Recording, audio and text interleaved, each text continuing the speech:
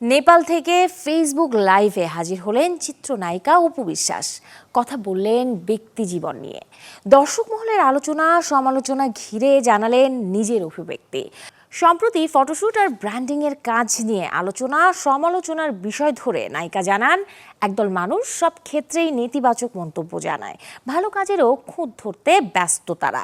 তাই আলোচনা সমালোচনা দুটোকেই সমানভাবে গ্রহণ করেন তিনি। সাথে নায়িকার ব্যক্তিগত জীবন নিয়ে ভুল চর্চাকে অসমর্থন জানান। একই সাথে নিজের আপকামিং কাজ নিয়েও কথা বলেন এই নায়িকা। আজকে মনে হলো যে একটু শুটিং নিয়ে কথা বলি, কারণ আমার সিনেমা নিয়ে অনেকের চিন্তা, মাথা ব্যথা, ঘুম হারাম যে সিনেমা কই, সিনেমা কেন অপু করছে না, সিনেমা না করলে শেষ হয়ে যাবে। মানে আমার ভালো লাগে মানুষের চিন্তাধারাগুলো। লাইক যখন অনেক সিনেমা করি তখন আবার বলে সিনেমাই করে, সিনেমাই করছে। যখন আবার ফটোশ্যুট করা হয় তখন ফটোশ্যুটই করছে, ফটোশ্যুট ছাড়া আর কি করতে পারবে।